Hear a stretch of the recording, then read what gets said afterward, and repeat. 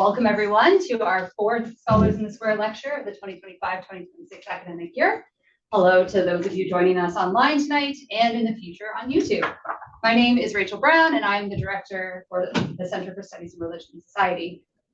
As a reminder, our SITS format unfolds as follows. First, our speaker, Shemine, will offer a 20-minute public presentation, and then she'll engage in a 20-minute period of conversation with Suad Ahmed, who is, I think, on the screen somewhere, a visiting graduate student fellow at the CSRS and a PhD candidate in education at York University, whose research focuses on the social and emotional lives of Somali Muslim youth. And after Shemine and Suad talk for 20 minutes, I'll chair a 20-minute open discussion period.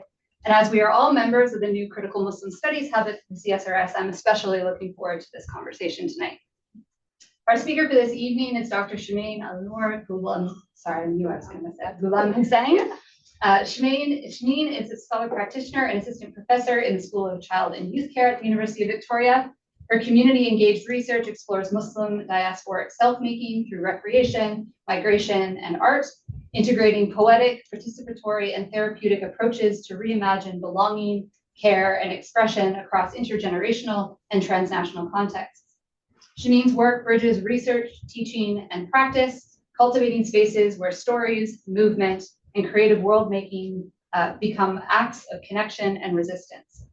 Her projects invite collaboration across academia, community, and the arts to imagine more just, joyful, and inclusive futures. Shemine has a deep commitment to the dismantling of and recreating of accessible, culturally grounded, and transformative research that is community-based, an approach with decolonial intention always present. And so I want to acknowledge and respect the Lekwungen, Songhees, and Wisepsim Esquimalt peoples on whose territory the university stands, and the Lekwungen and Wisanish peoples whose historical relationships with the land continue to this day. And now please join me in welcoming Shemine. Thank you everyone for joining us today. I don't usually read when I present, but today I'll be honest. My hands are shaking, my toes are tingling, and I know I might fumble my words. This work lives deep within me. It's tangled up with who I am. So as a small act of care for you and for those whose stories I carry, I will read.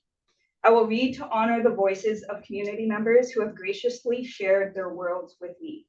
What I offer today is a story, an untold, unfinished, and beautifully untidy story. Because I'm reading, I worry I won't be able to become witness to your somatic responses. So do me a favor, gasp, sigh, click your tongue, snap your fingers, tap your toes. Do something so I know that you're journeying along with me. All of this, hopefully, in 20 minutes. Before I begin, I want to take a moment to acknowledge the lands, waters, and skies that hold us here today. The traditional and unceded territories of the Lekwungen peoples and Wisanish peoples. I carry deep respect for the ancestors, caretakers, and knowledge holders of these lands, past, present, and emerging, and for the living ecologies that continue to teach us how to be in right relation. I'm reminded of my commitments to the transformation and community wellness each day as I walk through the doors of CYC, where a totem pole greets me. During meetings, in our syllabus, and guiding documents, the community wellness drum acts as a reminder of collectivity, that we need one another, the lands, waters, and skies to be here in good ways. As a second-generation immigrant, I hold tension in this acknowledgement. I am both here and not entirely here. My body is grounded on this land, but my heart, spirit, and kinship lines stretch across oceans to places my family once called home, to lands that continue to shape my becoming. I often feel the unease of inhabiting this space. What does it mean to be grateful for the teachings of this land while knowing I am also part of ongoing structures of displacement? This unease feels necessary. It reminds me that acknowledgement is not a recitation, but a living relational act. One that asks me to continually trace how I show up, how I listen, how I move in relation to people and place. It is from this in-between space, between lands, histories, and longings, that I speak with you today. From this place of in-between, of gratitude, unease, and responsibility, I want to carry forward the same spirit into the work I'll share today. Navigating Muslimhood and in between spaces emerged from a desire to listen differently to stories that are often spoken in whispers, lived in movement and carried in bodies that cross fields, gyms, swimming pools, with both joy and hesitation. It is work grounded in community, not as subjects of research, but as co-thinkers, co-dreamers, and guides. In many ways, it asks, what happens when research itself becomes a form of relation? When we let communities lead the way, not as data points, but as knowledge holders? And how might that shift what we come to understand about belonging, faith, play, and public space? So as we move from the acknowledgement of land to the acknowledgement of lived experiences, I invite us to stay with the same unease, the kind that keeps us attentive, responsive, open to being changed by what we hear. This is not a paper that can be read front to back, though I'll try. It does not offer a clear beginning, a middle, and a satisfying conclusion. It does not provide a step-by-step process for those seeking certainty. It does not pretend that method can ever be separated from memory, or that knowledge exists apart from relationship. What you are listening to is not a manual. It is a shell in progress. Each section you will hear is not a stage, but a gesture. Not an instruction, but an invitation. In this methodology, we honor the tensions of making meaning through intentional cultural practices that bring Muslims together. These practices, whether in poetry, movement, shared meals, or visual expression, are not decorative. They are epistemological. They are how we know. This methodology does not seek to create new universals. Instead, it insists on staying close to particularity, to the rhythms of specific communities, to the warmth of food passed between hands, to the aching silence after a line of poetry, to the grief of what was never written down but still remembered. It listens, it stretches, it breathes. Sometimes it falters. A stitch drops, a row is undone. Think knitting. The whole project is paused for weeks or months. This is not failure, this is fidelity to the rhythm of real life, to the non-linear unfolding of meaning, to the way stories emerge in time and not on command.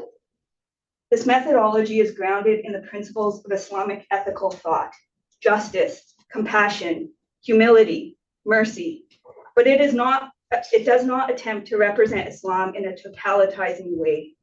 Rather, it emerges from within Islam's pluralities, its geographies, its aesthetics, its languages, its tensions. It is a way of worlding with Allah as creator, people, plants, animals, winds, ancestors and those not yet born, the silences between names. And this paper, it is part of that worlding, not as a finished offering, but as a space of shared unfolding. You are not expected to understand everything you hear here. Instead, you are invited to let your own metaphors arise, your own memories surface, your own unspoken threads begin to hum. And so we begin, not from mastery, but from relation, not from knowing, but from listening, not from closure, but from a generous and unfinished thread. Let us world together. The intention of this research was to explore the intersections of recreation and leisure, particularly as they relate to Muslim identities and everyday practices. While leisure studies has long examined how people spend their free time away from everyday responsibilities, the field continues to wrestle with conceptual tensions. That is, between leisure as freedom or choice, leisure as productivity or resistance, and leisure as shaped by structural inequities. These tensions are amplified when viewed through the lens of religion, migration, and belonging. Some research has sought to understand the connection between leisure and Islam. That is, how faith and practice inform how Muslims use and experience free time. Far less, however, is known about Muslim recreational practices, the specific activities Muslims engage in during their leisure time, and the meanings they ascribe to these engagements. Much of the existing scholarship has focused on tourism to Islamic context for spiritual journeys such as Hajj or Umrah. Embedded in such pursuits are processes of acculturation with religious artifacts, historical sites, and ritual. Over the past decade, scholars have illuminated the racism and discrimination Muslims encounter in recreational and leisure settings. Others have attempted to conceptualize leisure within Islamic context through the use of scriptural interpretations, drawing from the Quran and Hadith. However, their reliance on English translations and secondary interpretations risk reproducing misunderstandings of how Islam actually shapes leisure and the distinctions between religious, cultural, and traditional practices. Across the literature, there remains a prevailing reliance on scriptural and Sharia-based interpretations to make sense of Muslims' experiences. This approach often minimizes the autonomy, positionality, and everyday choices that Muslims enact, choices that may both align with and resist religious guidance. It is thus critical to distinguish between Islam as faith and Muslims as a diverse community of people who practice, interpret, and negotiate that faith within particular socio-cultural and political contexts. This distinction opens possibilities for exploring what I call in-between spaces, the liminal and often ambiguous terrains that Muslims traverse, including religious, secular, and diasporic worlds. At the time of writing, there remains limited scholarship on the lived experiences of Muslim Canadians' recreational engagement. Recreation is a site deeply connected to the language of equity, diversity, and inclusion, often imagined as a space of universal access and social good.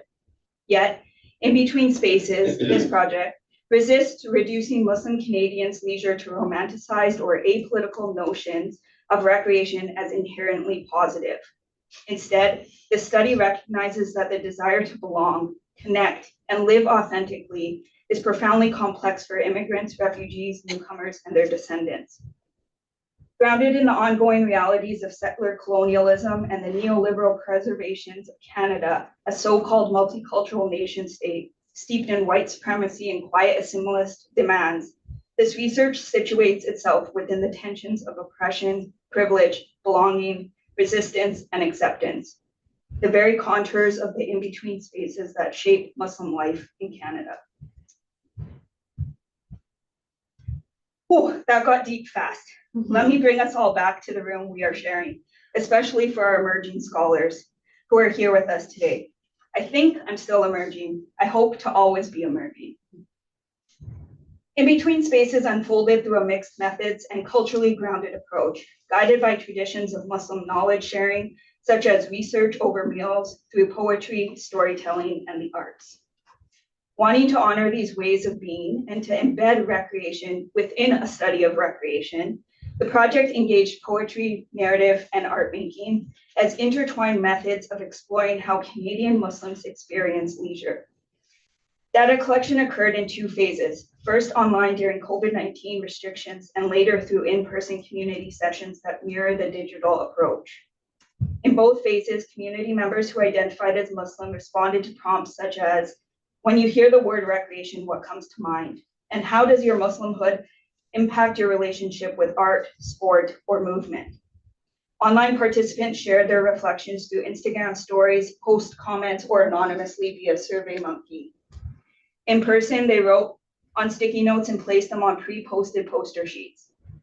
These collective responses were transformed using participants' exact words into collaborative poems arranged by the research team and shared back through Instagram posts and the project website. In-person gatherings further invited participants to engage with fabric, paint, collage, and conversation, creating artworks and oral stories that extended the poetic exchange. Together, the prompts, poems, artworks, and recorded conversations offered a multi-sensory and community-rooted understanding of Muslim Canadians' recreational lives. Woven through these layers emerged the contours of an evolving methodology, a way of doing research that listens, gathers, and world makes through story, art, and collective reflection. I suppose this is the part where I say, wow, that went somewhere abstract. Before we all float too far away, let me bring us back to this shared room, to the conversations, art, and poetry that made this project breathe. Perhaps one of the collaborative poems can help us, well, me, recenter. Identity. Forever emerging, culturally and socially grounded, religiously complex. Invisible yet visible, my mixed identity brings displacement, exclusion, Islamophobia. adapting new and shifting mindsets, a struggle to remain as religious as back home, refusing temptations, remaining steadfast in my values and beliefs. Strangers being free to explore how I participate in my Islam, beyond cultural expectations and norms. Eid picnics, khutbah in English, storytelling as a way to connect, realizing I can still be regular with my faith. In an island with flora galore, my royal palm tree, Hazrat Imam guides me to pluralism and tolerance towards all. Yet I am being watched, surveillance, assumptions about who I am or what I represent. Navigating being enough in Muslim spaces and non-Muslim spaces. Unique, unexplored, much to say. I live a contradictory identity, never being Muslim enough, never being Western enough, never being traditional enough. Hopping over stones, ducking under branches, untangling bushes, just trying to keep sight of this path I traverse upon. As noted above, discussions often began around a shared meal, flavors mingling with memories of home, spices sparking recollections of care. Food became both a metaphor and a method, a way of knowing, a practice of love, an invitation to belong. As community members broke bread, more like dished biryani, conversations about recreation unfolded hesitantly, often giving way to stories of identity, migration, and faith. For some, these were stories of continuity, of holding fast to Muslimhood as a grounding force. For others, they were stories of rupture, of unlearning or renegotiating faith after migration, of choosing visibility or concealment, and of carrying the guilt or relief that comes with choice. Artworks, such as one depicting a woman's migration from Iran and her decision to remove her hijab, revealed the emotional layering of safety, guilt, and belonging, how freedom could be both a gift and a wound. The conversations and creative expressions that followed illuminated the complexity of living in between spaces. Community members spoke of masking, filtering, and unmasking, of joy, resilience, and survival. Themes of identity, belonging, oppression, and hesitantly recreation emerged as intertwined rather than distinct. Identity was experienced as layered and sometimes hidden. Belonging appeared as both absence and possibility, a yearning that deepened even as new connections were formed. Oppression surfaced not through direct inquiry, but through lived accounts, gendered, racialized, political, and embodied. Recreation, initially imagined as the study's focus, became the quiet undercurrent through which these narratives flowed. For many, recreation was less about activity and more about recreation, a reclaiming of self, faith, joy amid displacement. Ultimately, speaking about recreation and leisure proved premature. What community members needed and claimed was space to unpack identity, migration, trauma, and transformation. In that claiming, the project itself shifted. As a researcher, I learned to let go of preset aims and allow the work to unfold through deep listening, through stretching that worlding asks us. In the end, the findings are not fixed conclusions, but living conversations, a testament to what becomes possible when we meet in between. As the project unfolded, what became evident was that the method could not be contained within predetermined steps or tidy analytical frameworks. The process was relational, responsive, and at times profoundly therapeutic. To be in conversation with community, to listen deeply to stories of migration, faith, migration, faith, belonging, and resistance was to participate in a form of healing that far exceeded the initial research aims. What began as a study on recreation and leisure transformed into a shared act of meaning-making. It required me as a researcher to let go of timelines, of control, of the illusion that clarity must precede understanding. This letting go was not an abdication of rigor, but a different form of it, one that demanded humility, compassion, and faith in the process. Community members shaped not only what was said, but how it could be heard. Their conversations, art, and poetry disrupted conventional methodological boundaries, transforming the research space into a site of care and justice. One participant captured this beautifully, reflecting that, quote, "To be with community was recreational. It was an act of social justice, and it was a space where belonging did not need to be negotiated," end quote. The research space became one where community could collectively breathe, naming grief, joy, guilt, displacement, and connection. Some described, quote, "feeling behind," or, quote, "confused about whether I fit in or not, which impedes participation." Others found solace in creative expression, quote, "It helps me to explore the genre of Islamic calligraphy," or connection through embodied practice, quote, as a Muslim, I connect with the divine through art, sports, and recreation." In these reflections, recreation expanded beyond activity to encompass the aesthetics of the spiritual and the relational. As one participant gently noted, quote, "It's always good to know that you're not alone." Those insights remind us that leisure and recreation are never neutral. They are cultural, political, and deeply emotional terrains. The participants' narratives reveal that for many Muslims, recreation is not only about pleasure or play, it is about survival, expression, and belonging. It is also, as Falah reminds us, a practice of aesthetics rooted in worship. I quote, "Aesthetics does not only play a role in providing leisure, but also brings peace to the soul and mind. Placing these two goals together is one of the wonders of creation. When a person takes refuge in nature and observes the beautiful trees and plants, or sees herds of sheep and cattle, they perceive the artistry of the absolute creator. Besides calming their soul and mind, they engage in worship, and their whole being becomes filled with worship and gratitude," end quote. This cultural context enriches our understanding of recreation, reflecting a broader approach to the well-being, one that integrates emotional, social, and spiritual dimensions for many participants. Recreation became a way to connect with the divine, with others, and with the self. At the same time, this research could not be insulated from the world in which it was conducted. As the project unfolded, new global tensions emerged: the war in Palestine, rising Islamophobia, and an intensification of harm toward Muslim and Muslim-looking people worldwide. Simultaneously, the ongoing uprising and state of violence in Iran, led by women and young people demanding justice, reverberated across our conversations. For some participants, these events reignited personal memories of fear, grief, and resistance. For others, they deepened questions about faith, gender, and freedom. The global and local collapsed into one another. What was happening there was also happening here. These intertwined realities demanded that the research remain responsive to holding space for mourning and solidarity, while also honoring the creativity, care, and endurance that community members carried into the room.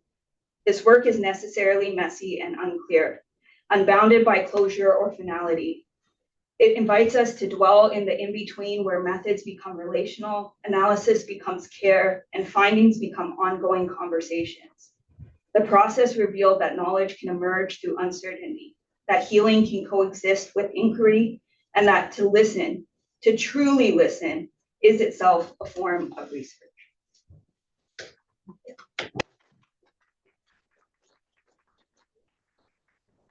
Great.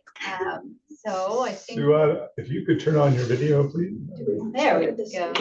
Perfect. Can you guys hear me okay? I think we were. Yeah, sounds great. Perfect. Let me know when. Yeah. So I will leave it to the two of you to have about 20 minutes of conversation. Go ahead, Awesome. Sue. Well, first of all, thank you, Shemine, for this beautifully moving and layered paper and presentation. I've honestly been sitting with your paper since reading it for the first time, and I appreciate through your work how you continuously attempt to reimagine what counts as knowledge, especially for Muslims, how you center faith and art and movement, and how all of these things kind of become ways of being and thinking in the world. And so rather than separating leisure from belief, or embodiment from worship, you actively invite us to see them as deeply intertwined. What I also appreciate is that you kind of don't just describe Muslim experience, you actively attempt to center Muslim thought and Islamic epistemologies, as fraught as that concept is between the two of us. It's aesthetics, it's ethics, but also the tensions in really real and honest ways. And I think you truly guide us through how to think about recreation and belonging in ways that are grounded in community. And in doing so, it feels like your work is not only contributing to leisure studies, but also expanding what critical Muslim studies might be, right? A space of creativity and pleasure, but also world making. And so, with that in mind, I want to offer a few questions to kind of think with the openings that you offered us. And so, firstly, I love the section where your community members kind of described how they connected with the divine through arts and sports. And I appreciated your reference to how like aesthetics and Islam are kind of these things that are deeply intertwined, right?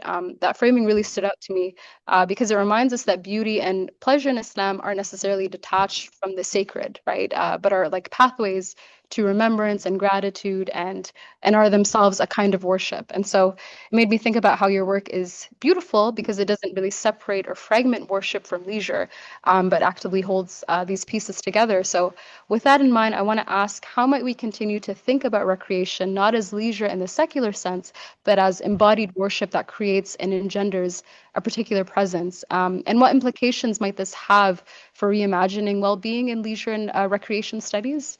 Where you're in. Yeah, wow, you started big. I appreciate your comments and the acknowledgements. I think I actually don't know. I think I have to sit with this a little bit. I think there's this idea of perhaps we need to start with recognizing that secular understandings or Euro-Western understandings of recreation perhaps are not as universal or globalized as we believe them to be.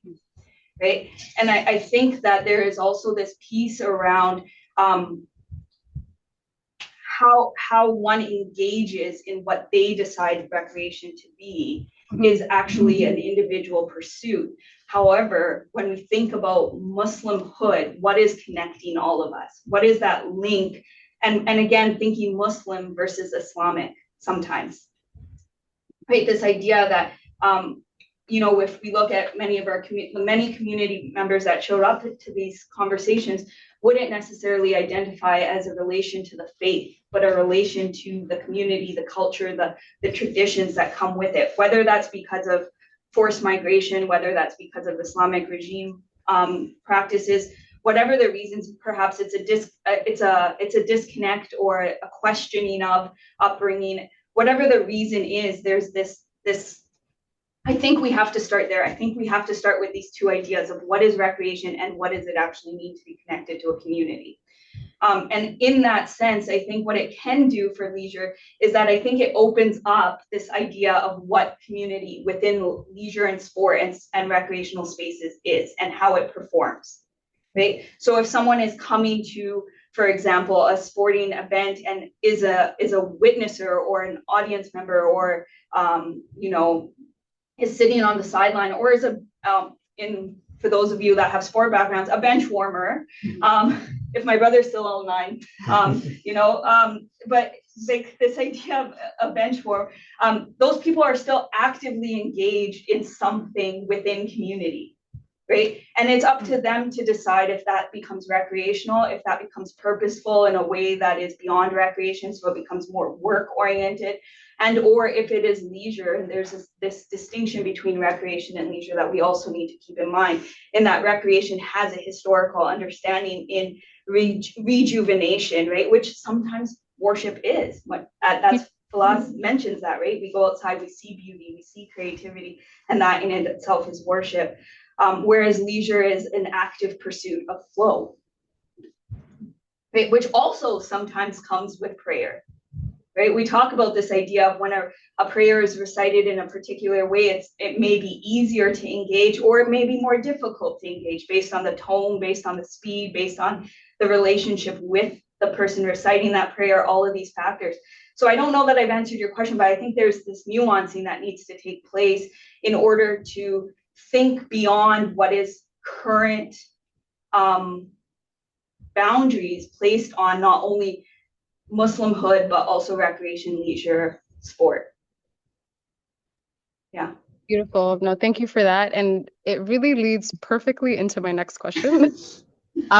So kind of connected to this idea of community worship. When your participants talk about belonging, right, to their community and to a wider one, I kind of found myself thinking about the concept of the ummah. And for those of you who kind of know about the summer that I had, I was in a bunch of different critical Muslim studies summer programs, and this was the most debated idea, right, about whether the ummah is alive, whether it's dead, and you and I had so many conversations about this as well. And so, in Islamic thought, the ummah kind of refers to like a collective community of Muslims, right, that we're bound by faith and interdependence and care, and it's this kind of natural or intrinsic belongingness and membership that you have to the ummah just by virtue of being a Muslim, and it extends, beyond geography. I'm situated in North America, but I'm connected to the wider ummah by being Muslim. And so, in your participants' reflections, I can kind of see glimpses of this idea. And so, I wonder how we might read your participants' articulations of belonging through this kind of like ummatic lens, right? Like what the concept of the ummah and all of the ideas that we have around it, whether it's something that's alive or dead or, something that's kind of evolving, what might it offer us, right? And offer us in this kind of context of thinking about leisure studies, but also thinking about possibilities, right, of flourishing and collectivity, within the Muslim diaspora. I hope that makes sense. Yeah. My initial thoughts go to this idea ummah being community, right? But it's my gut response is this idea of how do we continuously contextualize the concept of ummah. I don't think we should erase it. I don't think I actually truly believe that there's something beautiful in this boundarying of community in very secular and non-secular ways. And what I mean by that is I think about the folks that sit on peripheries of ummahs, right? And not all of us necessarily sit centered. And we also all attend to the ummah, the greater Muslim ummah, in different ways, depending on the sector that we belong to, depending on our relationship with our histories and our understanding of oral subjects and various other things. But I think what becomes important is this idea of how do we continuously allow the definition or the recognition of ummah to be flexible, right? This idea of how does it come in and out? How does it embrace those that sit on the periphery at times? And how does it allow people to exit and enter? But I'm cautious there because this idea of with inclusion, we always have exclusion by nature. And so how does this ummah become flexible that when we think about inclusion, we're also aware of who is being excluded and how they're being excluded? Is it that young person that grew up in a Muslim household that is now trying to navigate attending a Western-based education system and wanting to remove the hijab? Is that person still part of the ummah, and how are they engaged in that?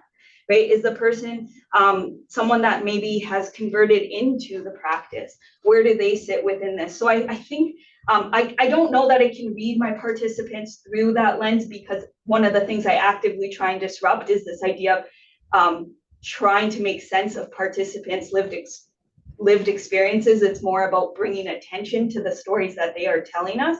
But I think what I can say is that that folks showed up. There was folks that said, I don't even know if I belong here because I don't I don't believe that I'm Muslim anymore. But somehow they ended up in the room.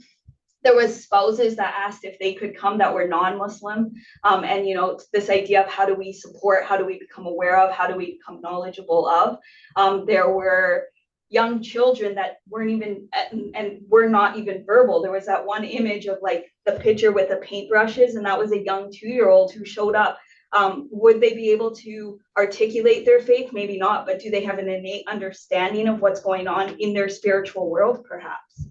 So I think ummah sits in this unique space of secular, religious, spiritual, all being interconnected and yet distinct. It's beautiful. Thank you so much. And I took notes as you were talking, having my own thoughts on it. And so my last question is about methodology. I feel like your methodology is so special in that it, unfolds, with community rather than, being, fixed in advance like we're sort of taught. And so I'm kind of curious about what the process of actually running your methodology kind of felt like for you as a researcher, like emphasis on felt, right? Yeah. The questions change or when like the answers didn't kind of arrive in expected ways, and like how did you hold that uncertainty? And like just your reflections on research methods that are like quote unquote emergent, taking them up, just reflections on that. Yeah. I think the felt piece is a really important piece. There was so much uncertainty and the ambiguity of what tomorrow was going to look like, or what 5 minutes from now was going to look like. And I think if I was to say the feeling, it was scary, right? Still as a newer scholar, perhaps, I don't know how long I can hold that title. I think it'll evaporate soon. But as an emergent scholar, like you still want to conform into the step-by-step practices that we're taught, because there's safety behind that. There's an assumed rigor that comes with that, right? And it was letting go of some of those belief systems. It was allowing myself to say that whatever is meant to come out of this will come out of it, whether it's the answers to what I truly want to know, or it's what the community claims that needs to be spoken. So I think there was fear. I think there was a lot of excitement, because it meant that every single session looked slightly different, right? So I could put up the same prompts on the walls, and all 5 sessions had different responses. They had different emotions. They had different politics that came up. And it was not only because of the people that were in the room, it was, as I mentioned, it was what was going on politically in the world, the socio-cultural spaces that we lived in, but it was also responsive to the relations that were built in that moment. Biryani does a great job, right? Spices create opportunity for those discomforts to coexist. And I think what it allowed for as well is that for me, it helped that transformation into a comfortable space for me, which is more therapeutic than recreation, but it created opportunity for therapeutic conversations to take place in research space. So there was a lot of mixed feelings, and a lot of really fun moments of just pure unknowingness presenting itself. I mean, some of this artwork I would have never anticipated, because to me, to my secular understanding of recreation, it doesn't respond to that. Right? And it responds to something bigger and more important and more critical. And I hope what the Critical Muslim Studies Hub will continue to think with. Well, that's but research is scary. I guess so did you have another question, or? Nope, those were all of them. Thank you so much, Shemine. I was taking notes as you were talking.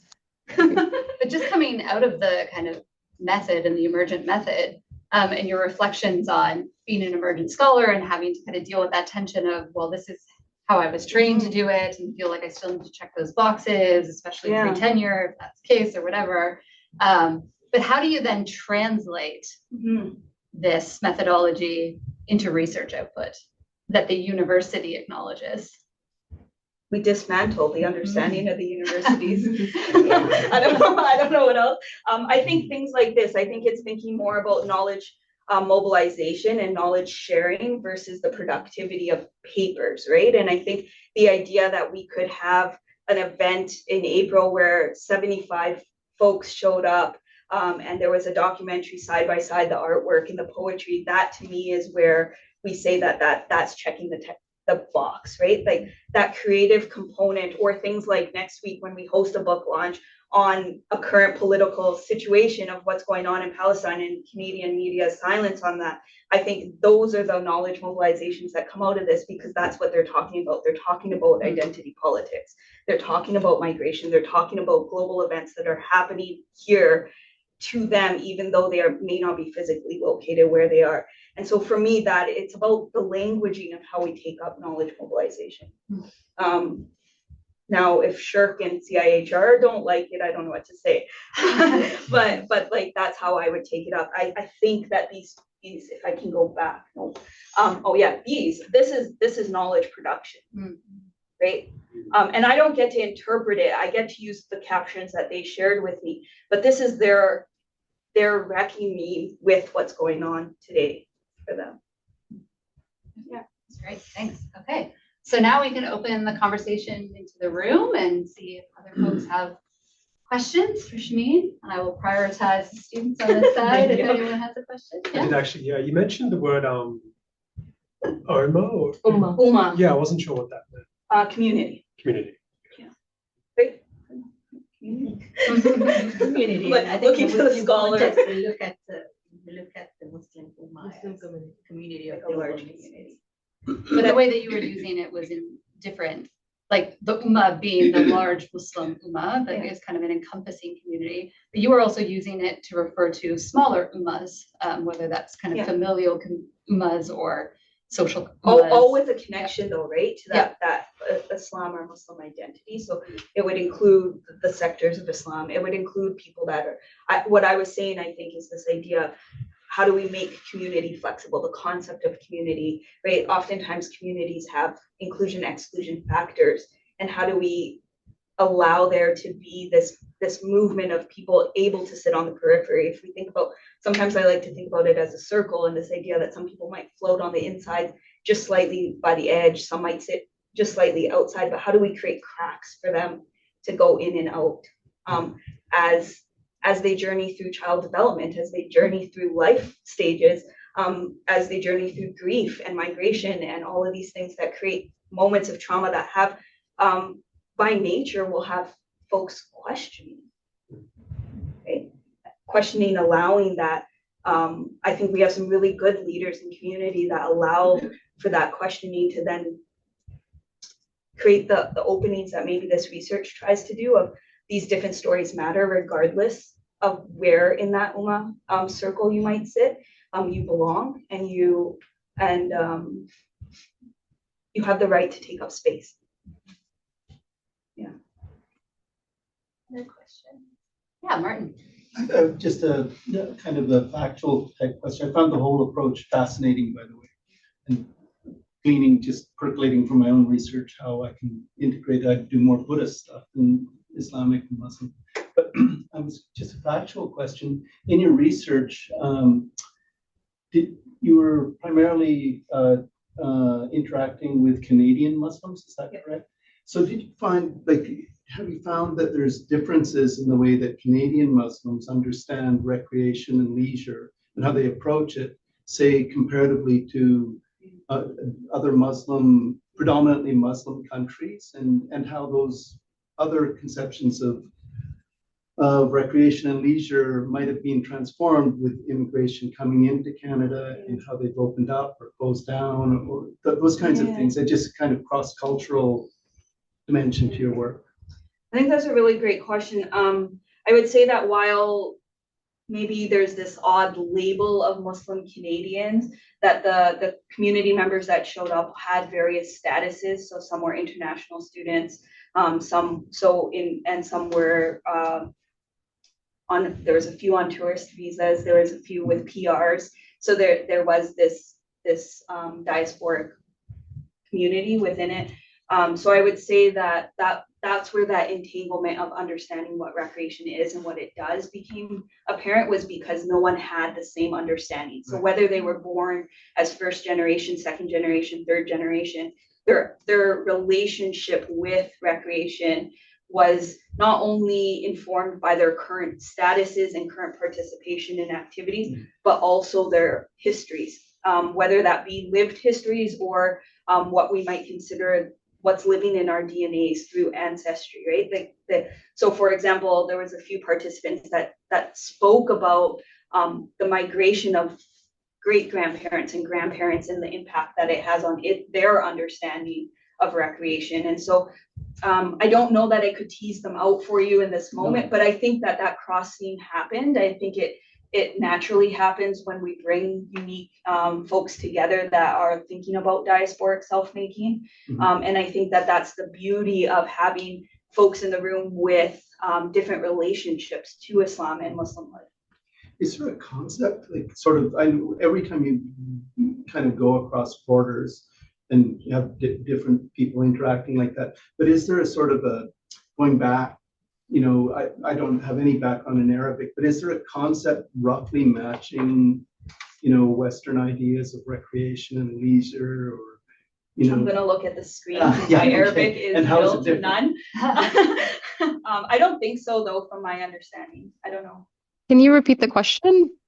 I'm just interested whether historically in the Islamic societies, you know, going back to the origins of Islam, whether there was a kind of a space match and a concept matching the idea, or not directly matching, but corresponding to, maybe in rough outlines, to, you know, how we understand leisure as a kind of you know, a space to sort of relax and be yourself or whatever.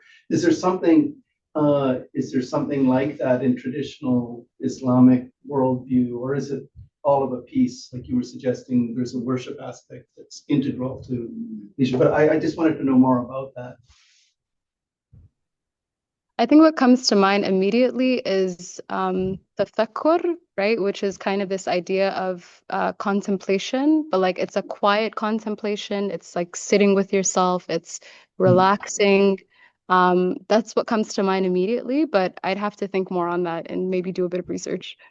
Yeah, that's a good one for us to take back. I would agree. I think and I'm not a scholar, but thank you. But from what I know about Islamic history, I think the idea of contemplation and spending the time in remembrance became one of the key ways that people spent time based on daily activities. So that could be seen as recreation. Right.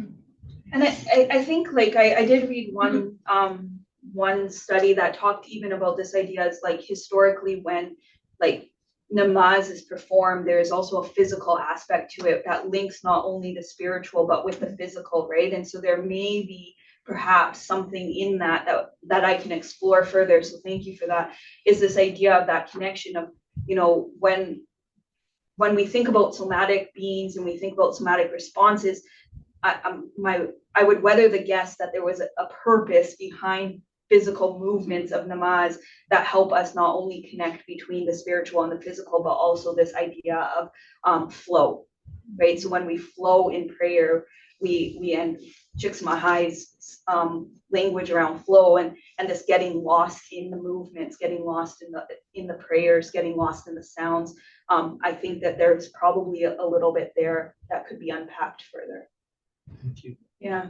And I just wanted to add some, like, you know, some other points, which is, like, you know, storytelling sessions used to be in place, like, you know, in the Arabian times.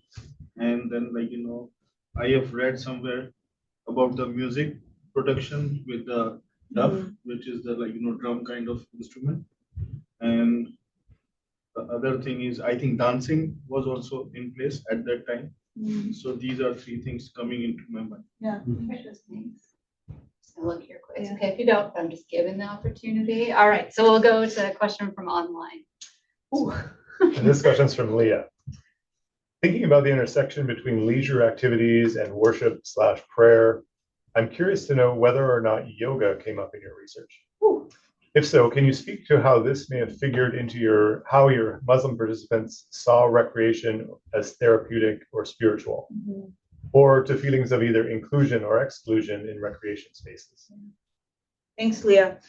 No, yoga never came up. And as I think I mentioned in the paper, getting to actual recreational pursuits was quite hesitant.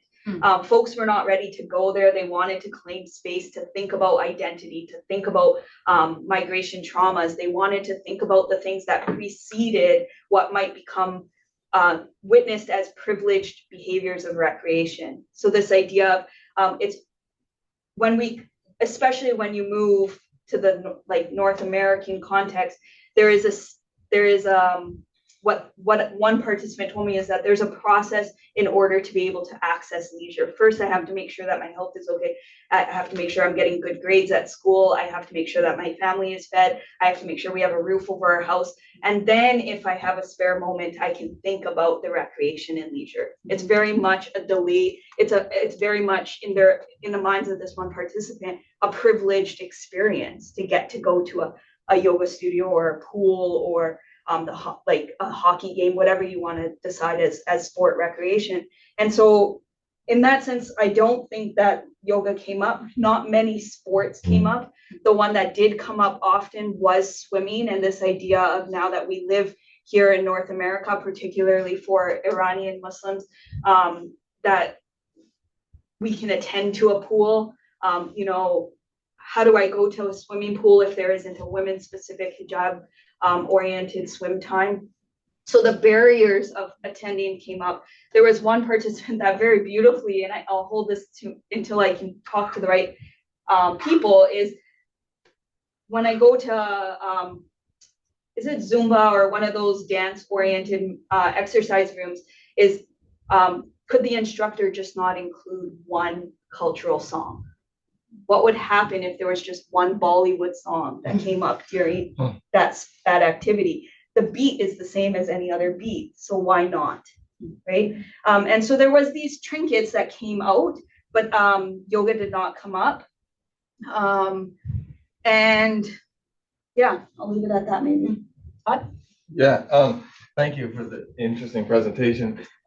My research is on Chinese communities, in some cases diasporic communities, and space creation, and also religious identity production. And I'm just wondering if you came across any instances where the community that you were talking to felt like they were contributing to the transformation of the local space. And just, I gave the background about the Chinese community just because I grew up in Richmond on the mainland, and we have a mall there called Richmond Center Mall. And as I grew up, it was a mall where you went shopping. And then as the Chinese community expanded and maybe sort of got their feet under them, then it became a space for people to do Tai Chi. And so they actually transformed it at certain times during the day before the shops open into this leisure space. And so I'm wondering if you encountered anything like that. Here in Victoria, I would say it's not there yet. I would say a lot of them were discussing this idea that racism is still very present. You know, when they take their kids to school, it's there. When they take themselves to a sports space, it's there. When they go into a recreational space, it's there. And so there's still this, while they want to see transformation, such as implementing a Bollywood song or these various other things, some of them even became instructors of certain things like aqua aerobics and all of these other pieces. But that it's still in process of moving through the racism to be able to say that I belong before the transformation can actually happen. Maybe in 10 years you can ask me again, and hopefully I'll have a different answer. But I think that there's beauty and there's power in that, to at least say that we've had the space to have that conversation. And so now what do we do with it? How do we think about it? What does it mean for example, one of them to join someone like myself at a field hockey game, right? Like, or to find, there was one quote, I think it came up in the quotes, is like, or maybe not here actually, I would have loved to have another brown-bodied coach, right? That kind of idea. And so how do we start to showcase that? How do we create opportunities for smaller sectors or communities to maybe take up a specific activity for half a day? I think, like, you know, I think about the World Partnership Walk with East Smiling Muslims, and that used to happen at Beacon Hill Park, and then now and then was at the university for a long time, and now I think it still happens here, but on a smaller scale, unfortunately. But that was a way of transforming space in unintentional recreation transformation, but community advocacy and community promotion and community and that rippling effect can't happen if there's degrees of racism that still exist. Right. Thanks. Yeah. Yeah. Hi. I hope my question is relevant, and because if you're an emerging scholar, I am whatever comes before that. I educate young children, and I'm wondering if anything came out of your research that you think educators of young children should know, or something that I could do in my practice. Be open to conversation. Okay. Become vulnerable with them, right? Become aware of their somatics, right? When they're shivering or when they've crawled up into the corner, what do they actually tell? What is the story behind it? I mean, you guys have a great instructor at like that narrative practice piece, but this idea of how do we become response oriented to what behaviors they're doing and walk alongside them. I think that there's nothing more compassionate than just being in space together and being vulnerable together. Skin color aside, we're all humans and we've experienced things in ways that surpass religion and surpass spirituality and surpass our skin. And to just show up for them, I think is what I could give you in this next 2 minutes. But I mean, we could unpack it further, but I think that's where I would start. Yeah, great. Scott, we have another question from online. Sure. It's from Holly. Oh, yeah. Hi, Ba. Does membership within the Muslim Ummah require active participation? Within a Euro-Western understanding of leisure and recreation, one must act, perform an action. Can a Muslim identity be passive, or must it be active/performative in order to recreate, recreate, and exist?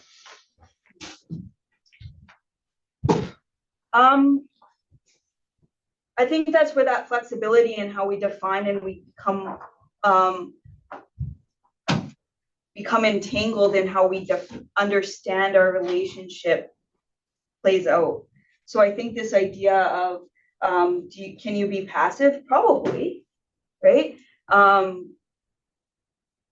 what does passive actually mean? And what does it look like? And what are you performing? And how is your body showing up? And how is the movements that you make or the decisions you perform, are they even remotely connected to a learning or a teaching or an innate experience that you've had?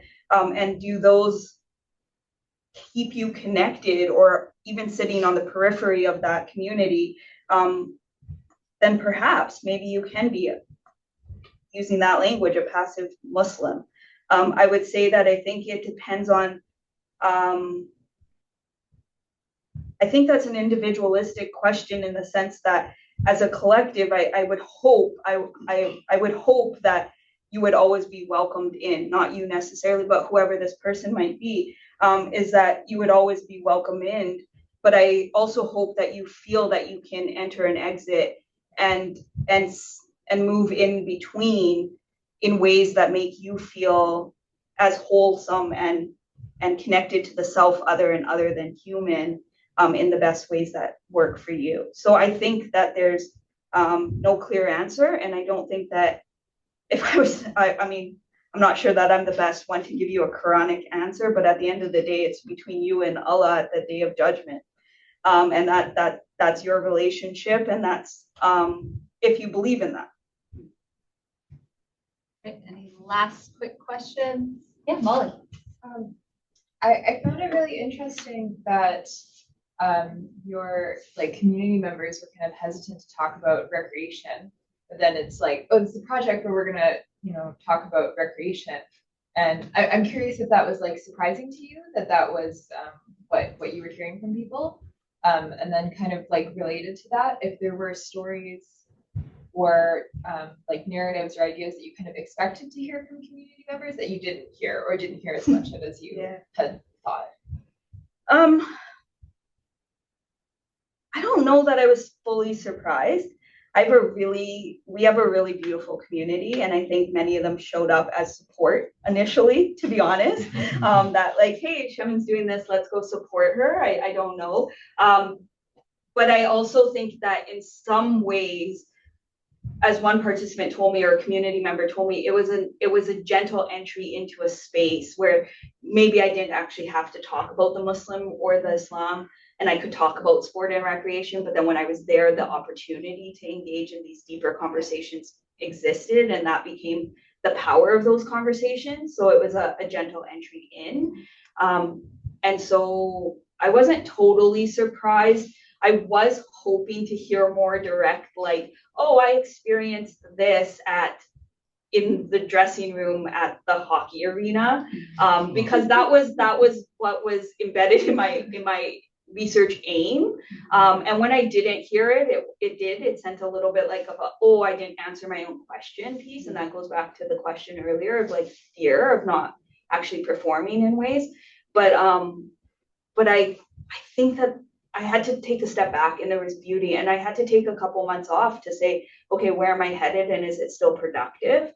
And I think that's really hard when you're kind of in this academic world and do have to abide by certain deadlines and perform in particular ways, as Rachel hinted at, in order to move through your career.